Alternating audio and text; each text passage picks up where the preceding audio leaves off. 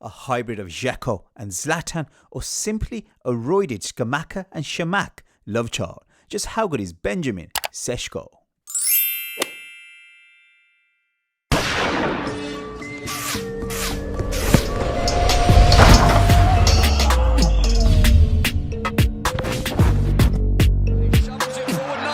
There's a slip from Urban. Shoot, he says. Oh my goodness. Seshko's goal threat does show some promise, but there are some clear limitations at this stage. Currently scoring at around 0.43 non-penalty goals per 90 with an XG of 0.48 indicates he's roughly delivering on his chances, but not hugely overperforming. Now, compared to someone like Gyökeres, who posts a much higher 0.82 non-penalty goals per 90 with an XG of 0.94, Seshko's output looks relatively modest. I think the big issue is that he's still trying to piece his game together. Still not enough touches in the penalty area, but the shot accuracy is pretty high, 51%. So I think Gyökeres at the moment is receiving more progressive passes, has better off the ball movement. So Sesko in this regard needs to become more of a predator. From an eye test point of view, Sesko shows an incredible range of finishing techniques. He can score spectacular goals outside of the foot, finesse strikes, trivela shots, left-footed volleys. He's got excellent dribbling skills, which wrong foot defenders before finishing with power, precision off either foot. The footwork in the box is high level, full of disguise, so it helps him to create shooting angles. Now, he doesn't have the highest volume of shots from range statistically, but in my opinion, I think he's got the capability to unleash powerful strikes from distance. His bravery and willingness to engage in physical duels, especially in the air, which we'll touch upon later, does add to his overall all-round threat. One slight critique is that he can be somewhat inconsistent and awkward in his finishing, because sometimes he does take shots from very difficult or low percentage situations, which can frustrate teammates. I think that stems from the confidence in his own technical ability and the belief that eventually these risks will pay off. But at the moment, he can be a little bit frustrating, but I'd say he's a very complete finisher as a young striker prospect. Incredible amount of arsenal of shots and techniques in his locker. I think the main question going forward is, can he increase his off-the-ball movement to get into dangerous positions, reduce the inefficiency, and then translate this skill set into a tougher league? And he's got it through for Sesko. Got to be careful about him for what remains of the campaign. Man, tracking Sesko. Sesko attempts 2.71 dribbles per 90 with a 46% success rate. Now, Gyökeres shows a higher volume and efficiency with 5.36 dribbles per game and a 53.67% success rate. Now, what I would say is that he needs to get into the box more, because most of his dribbling seems to happen outside the box where it's going to be less impactful. Overall, his intent, efficiency and penetration via dribbling are promising. And I'd say compared to Isak, the stats show a very similar profile, although Isak's performed at this higher level in tougher leagues. But Sesko's got potential for growth. From an eye test perspective, Sesko does look like a highly skilled striker. I'd say a 4-star level dribbler in FIFA terminology.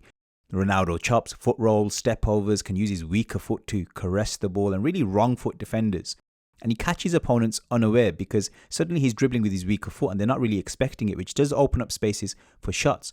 Now, he does appear a bit raw. Possibly he's still trying to adjust to his frame and his height, but I think he's got very quick feet for a big man.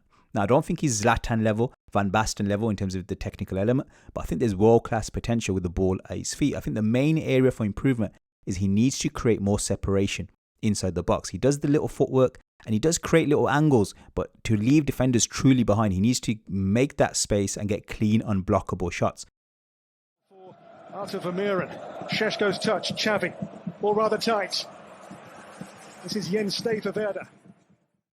Sesko is more involved in the pure penalty box striker, averaging 19 passes per game. His profile is closer to an Isak than it is to a Mateta or a Haaland, but the pass accuracy rate is just 72%, which means that he's turning over possession far too often for a forward at the elite level. Now, Darwin Núñez also struggled with the numbers in this regard. Now, he does get involved with the ball. Touches and passes received are healthy. He's not disappearing from games, but he's inefficient with what he gets. Even Rasmus Højlund is more accurate and more efficient with the possession that he gets. Now, technically, there's good foundations, controlled chest takes, clever layoffs, but there's also a looseness. Sometimes he'll let the ball run past him, misjudge the timing of his run, or stretch for a touch that should have been routine. And these nearly moments keep stacking up. And at times, it resembles a bit of a Darwin Núñez where you think it's about to click, but it just doesn't. Nevertheless, on the flip side, he does have Zlatan-esque flourishes, which are there in isolation, but Zlatan, in his Ajax days, he was super precise, even when he was very young. Sesko at the moment is too floppy, too imprecise. And unless he tightens up that link-up play sharply, he's not going to hit that world-class level.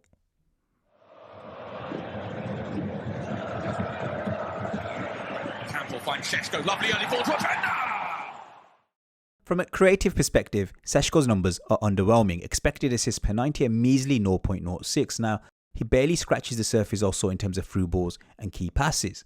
And when it comes to carving open defences, just generally speaking, his attempts and the numbers are underwhelming. Now, compare that to Gyökeres, who's tearing it up in chance creation, albeit more from wider areas.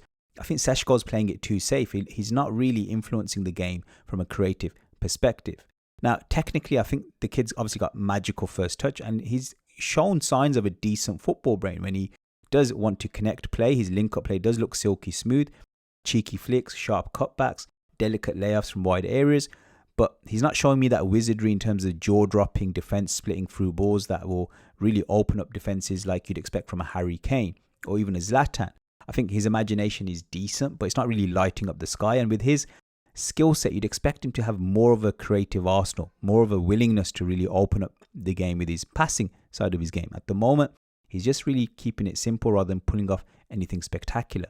I think his next level in terms of how he needs to develop in terms of his career is start sort of dictating the game with that killer vision. Because if you've got that good first touch, let's just say you take the ball on the half turn, you've caught the defence off guard. That's the moment where you need to start threading in players. And if he's got players like Mbumo, Cunha around him, he can play those players in. So he's going to need to develop that part of his game to take his game to the next level. Lots of air on it, and the header is spilled by Baumann. Seshko competes in 4.9 aerial duels per 90 with a 50% success rate and scores 0.11 headed goals per 90, numbers that already place him in elite territory for a 22-year-old. Now, whilst Gyökeres often wins headers by peeling into unmarked space, Seshko shows a greater propensity to prevail in direct contests with defenders. That said, he's no stranger to finding space himself, and when he does, he attacks it with conviction. Basketball background is evident in his explosive vertical leap, which allows him to win a high volume of flick-ons and redirect play. He's adept at using cushion headers to link with midfield runners, a subtle but valuable trait in build-up phases. However, there are matches where he doesn't impose himself aerially. At times, the timing of the leap is a fraction off, which leaves him flat-footed and vulnerable to being out-jumped by centre-backs. So the raw potential's there, but the timing has to align with his size and spring, and then he could become unplayable in the air.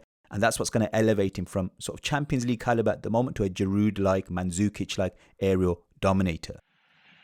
Waiting for the support to arrive, the angle's tight, and the header is straight at the goalkeeper from Arthur. Statistically, Seshko doesn't really send over a huge volume of crosses per game, but when he does, close to 40% accuracy rate, which shows that he's a pretty precise crosser. Now, what sets him apart is not just the ball striking technique, which we'll touch upon, but the ability to hold up the ball, create space with clever dribbling inside the box, and that unpredictability confuses defenders, which gives him just enough time to create that separation to deliver crosses that are less likely to be blocked. Technically, from a ball striking perspective, lovely finesse, dinked curls that perfectly pick out teammates who are making supporting runs into the box. The good thing is he can clip balls in from both sides of the 6-yard area, delivering inverted crosses as well as traditional ones from the right. And he's also comfortable using his weaker foot at times as well to keep defenders guessing.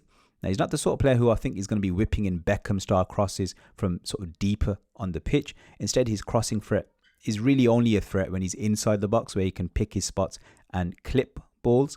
But he's got, for example, Trivela crosses on the volley, which is an eye-catching technique to have. So when he does peel off to the left, I think he's even more dangerous. But overall, I think a really interesting weapon to have in his arsenal. Here's Amiri, that's lovely. Amiri, Zeeb. Sano trying to pick up the pieces. Seshko averages 2.71 defensive actions per game, winning 55% of his defensive duels and recording 1.62 interceptions per 90. Now, compared to peers such as Mateta, Isak, Haaland, he's working harder and winning more duels, and his ball recovery numbers are also notably high, but the defensive effectiveness isn't flawless. Metrics like percentage of dribblers tackled indicate room for improvement. But in terms of big Champions League nights, when he's fully engaged, he really does close space with impressive speed for a player of his size, using that long stride to really eat up ground and put that pressure on. Having said that, Leipzig's pressing system demands extreme physical output, and there's question marks as to whether that sprint stamina can be sustained long after Leipzig. There are moments increasingly where Seshko makes the hard, long busting run, but eases off just before contact, and that's a trait that's definitely become more noticeable. Nevertheless, the raw tools are there: height, explosiveness, coverage and intent, and with fine-tuning in terms of pressing triggers, contact aggression, he could be moulded into a genuinely elite ball winner in the final third.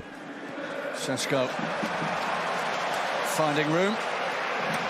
Sesko's pass.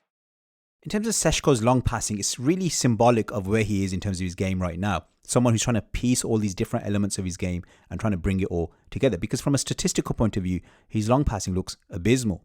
Yet from the eye test, you can see a player that when he collects that ball on the first touch and he opens up, he's got his head up, he's looking for players, you can spot the runs.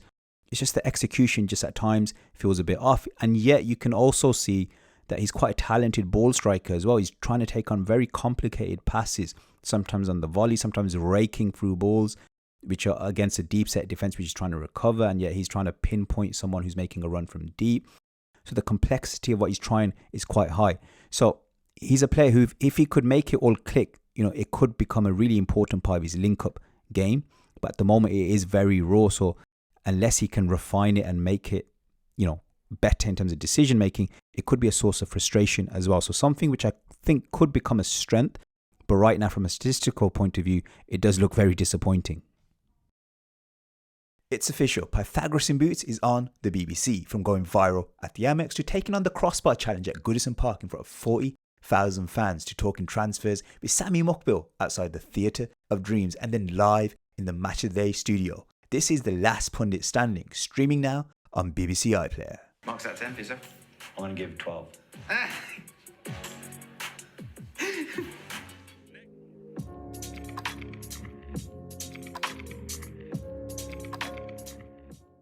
If you haven't heard already, Footmob are now going to introduce physical metrics for players that play in the Premier League from the 25-26 season onwards. So we're now going to be able to cover physical side of players in our videos going forward that play in the Premier League. Now, just quickly in terms of their website, currently still so much interesting data available. If we look at Benjamin Sesko, for example, we can go down, we can get metrics from various seasons in the past. And just in terms of the metrics on offer, if you look at in terms of his season shot map, you can see where he's placed his shots, where he's taken his shots from, the type of goals he scores. Now, just for example, fast break 8. Now, if you compare that to, say, Victor Gyökeres on the same front, you can see that he's far more lethal on the counter-attack. Now, just going back to Seshko, you can go down and break down a lot of his data in terms of XG. You can compare it to previous seasons. You can compare it to other players. Let's just say in Ekitike, you can see that, his XG generated is a lot higher. And there's so much data here in terms of like passing, possession, defending. And we can see that once again, Seshko, even from Footmob sources, again, is rather underwhelming from a statistical point of view. But feel free to dive in at Footmob. So the first thing we're going to look at is Seshko's impact on Manchester United's build-up phase. Now, you're probably wondering, what relevance does a striker have to a team's build-up phase? I think for an Amorim type system, it's very important because he plays from back to front quite quickly. And he wants that ball to get to the centre forward as quick as possible and hopefully makes the ball stick, so that if the striker makes it stick, the rest of the team can quickly run in support in a fast sort of attack. Whereas teams like Chelsea, your Man Cities, your Arsenals, the build-up play is more considered, it's more calculated, the tempo is a little bit slower, and you don't necessarily need the striker to be heavily involved in the build-up phase. They can still manage to build up without him. But I think for United and for Amorim, it's very important. Now, if we look at this graphic here, let's just say Heaton's played the ball out to Yaro. Yaro's had a quick press. Diallo's caught sort of higher up the pitch. Fernandez is squeezed out there. Yaro, now if that ball was played long to, say, a Højlund, I think Højlund's going to lose that ball. That the team lose the second ball here. And now suddenly United are still pinned back. And that you see a lot of that when Højlund is playing up top. I think the difference with a Seshko is that if Seshko manages to get a yard off his defender and peels off, if that ball is now played long, I think Seshko's got the ability, even if he's feeling it in his back there, he can quickly lay it off, whether it's a chest layoff or a he's brought it down and then with a foot layoff, regardless. And then that frees up an Mbumo to get the layoff, and then he can spin in behind, and either that ball gets played straight through, or if he gets marked there, at least United now can then build up from the back again. They've got territory now, and then they can now still have a fast attack, but because he's made that ball stick, that's now been enabled. And I think the efficiency and the regularity of that will be higher than having Højlund up front. Now, I think Xerxes can also bring that to the table, but I think the difference is that after that layoff, I think Seshko can sort of run in behind. Now, not as much as saying Ekitike, I wouldn't say, but still more so than a Xerxes. So I think what he brings is a nice blend between Xerxes' hold-up and also Højlund's running in behind. We're now going to look at the positions that Sesko takes up when Leipzig are in possession. Now, in this particular game, they took up a 4-4-2. And it's quite a typical formation that they do tend to use. Xavi Simons, they're cutting off from the left wing into that tucked in sort of number 10 left inside forward position. And Sesko's paired up front with Openda up front in a 2. And he's playing as the right centre forward. Now, he's not heavily involved in the build-up. As we can see, he's barely touched the ball yet. Now, he's not Harry Kane. He's not going to, average 30 passes per game at this moment in his career, but neither is he going to be a Haaland who just stays and waits inside the box. He does get involved, but obviously because he plays with a strike partner, that does affect how many touches he has per game. Now, there he is highlighted. Let's just take a close look at the runs that he makes. So he could potentially go down the line here, chooses to chop back on himself. Now, what that does is the centre-back wasn't really expecting it. Now he's gone behind him. He still spots that the space is there, and now he's going to make a curved run behind that centre-back who doesn't really know where he is. Now, he's generated that space for himself with that run. Now, what I like about Sesko is that he has got the quick feet. He can square people up inside the box. I think his decision-making can at times be questionable, and in this occasion, it doesn't really lead to anything, but he can generate good clipped balls to the far post on that front. In this particular piece of footage, we're going to see how Sesko's heading brings his teammates into play. And this is a skill set that I think was missing from Rasmus Højlund. And I think Sesko is that sort of typical target man, that focal point, a bit like a Duncan Ferguson type of figure in this scenario where his cushioned header has brought the midfield into play, helped them retain possession, but he's going to need runners off the ball. So I can just imagine Acuna and Mbeumo making these runs while Sesko has brought his teammates into play and allowed that attack to flourish. And then as the attack moves forward, we see that Sesko is then able to join in again at the right time. So again, this is very reminiscent of what we could see with United, where you've got the two inside forwards or two support players making the runs beyond him while he's done his job. He's cushioning the header. But as the attack flourishes or moves on, progresses, we can see that Sesko's now back in the game. There's a trident there, three players very close to each other. Sesko then makes that run in between those players and is unlucky to not get the shot off. But that's something I can imagine with Amorim's system. Whilst the wing backs are holding the width, those three players can, mix and match their run. Sometimes an Mbeumo could drop deep. Sometimes a Cunha could drop deep. Sometimes a Sesko will drop deep to flick the ball onto the midfield. You can just imagine a Bruno Fernandes then playing that ball over the top whilst the inside forwards run beyond him. So that little scenario there, I think, could be very, reminiscent of what Manchester United produce. The other thing to note about Sesko's impact on the build-up phase is that if teams are going to press against Manchester United, apart from, that chest layoff thing that we spoke about, if that ball was to go long and he's up against a really high line, if he wins that flick-on header and heads it into space, the likes of Mbeumo can run through on goal and then put the finish in the back of the net. Now, I think that was something that just tactically was not feasible by having Højlund up top. He was never, ever going to win a flick-on header for others to run onto, nor did he have those type of players around him anyway. So the likes of Cunha and Mbeumo, he didn't have those players that would like to make runs beyond the striker. So I think from that perspective, that's a new tactical weapon collectively that United have gained by making those three players as signings to replace what they had before. For me, the following passage highlights why Sesko, whilst capable of technical brilliance, does end up frustrating his teammates because he makes some quite childish decisions on the ball. Instead of playing the right pass, he delays, he dithers, and then that can lead to the attack stalling. So let's just have a look at this footage. Now he's playing as a left centre forward as the play unfolds. Opens his body up, receives it on the back foot. Really good first touch there. Now, if we look at it carefully, now he can either play that ball through to the guy who's making the central run because the two centre backs have shifted across far too much and they've left a gaping hole there. So he could play that ball through first time. Now, he fails to make that pass.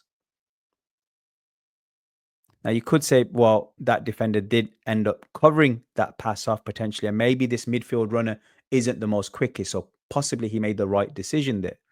Now, the second opportunity here is, if we look at this situation here, this centre-back is caught flat-footed. He's not close to Openda at all. Openda is incredibly quick. So if he plays that ball through with a Trivela or even quick foot roll and then plays it through with his left foot, Openda will be on his way. Instead, he dithers, he delays, doesn't really play that pass. And what ends up happening is that he just plays a simple pass to the left. Now, they've retained possession, but that attack has stalled. The opposition were high up the pitch. They only had 2 men back, and there was a counter attack on. But with his wrong decision of the pass, that attack has just been killed. Now, as that attack moves on, they now got to face quite a deep sort of block, a well-organized defense. Sesko there now has made a movement towards the right-hand side of the pitch. Now, he's made a great run to get onto the ball. Now, instead of holding that ball up there and, holding that ball up, linking with the guy that's very close to him, what he does is a fancy flick, which ends up going nowhere. And it leads to a loss of possession rather than bringing that player highlighted into play. And this, for me, in a nutshell, is why Sesko is quite a frustrating player, because at times he is capable of technical brilliance. Now, if we look at this footage here, great sort of vertical leap, brings very reminiscent of a Zlatan. This is sort of thing that a Zlatan would do. Ball comes over the top, great chest control, goes past that player, and then retains the ball under pressure. So in that scenario, we see the best of Sesko. But then there's a lot of situations where he does almost everything right, and then when it comes to the crunch, he makes the wrong decision. I think United fans are going to have to be patient on this front. Now, this is against Bayern Munich. Now, once again, let's look at this hold-up play here. Fast feet, good link-up plays, played it simple, gets on it again, does all the right things, receives it on the back foot here. All that needs to happen now is play that ball through for the player down the right side. Just needs to play that outside of the foot there, or even with his left foot, and play that player in. Instead, Ronaldo chops it there and plays it into that player there. Now, you might say, well, they ended up retaining the ball, but he's killed that, attack dead in terms of momentum. And for me, these little things are an indicator of where players' IQ is at. And at this moment in his development, for me, it's not quite ready to be a world-class player right now. So if someone's expecting him to come in and hit the ground running, I think you're expecting too much. I think this is going to have to be a project type of player. And I guess the disappointment is you're replacing a project player in Højlund with another project player. Now, obviously, I think Sesko is the better player, but it's just something to be mindful of, that Sesko is going to make some frustrating decisions because he's still a kid in football terms. He's not a man yet. I think the other thing that Sesko brings to the table compared to Højlund is obviously that box presence and the aerial presence in particular. I think someone like Dogu, Diallo, these players will have a field day because they can put that ball in knowing that Sesko is going to really be able to compete with the centre-backs, get that leap, even if he's under pressure a lot because of his height, that vertical leap, and his strength as well. He's a stronger boy than Højlund. He's going to try and compete to get shots off. Even so, he could probably even do headed flick-ons back for the likes of Cunha to shoot first time, likes of Mbumo to shoot first time. So I think from both sides as well, suddenly that crossing becomes a lot more threatening by having Sesko inside the box.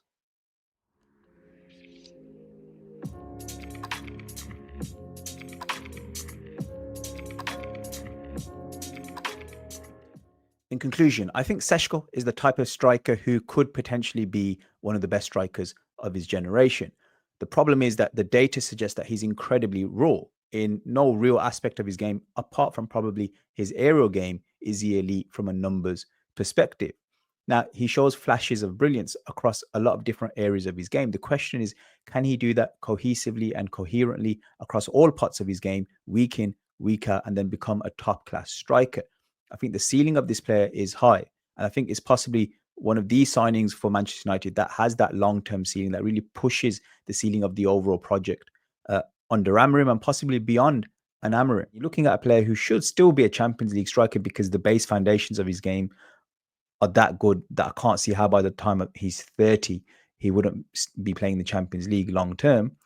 But to become a world-class striker, it's within his grasp, but he has to go and take it. Anyway, Manchester United fans, let me know if you agree. Fans of other teams, let me know if you agree. Is Benjamin Sesko potentially a world-class striker? Please like, share, and subscribe, and see you guys again next time. Bye.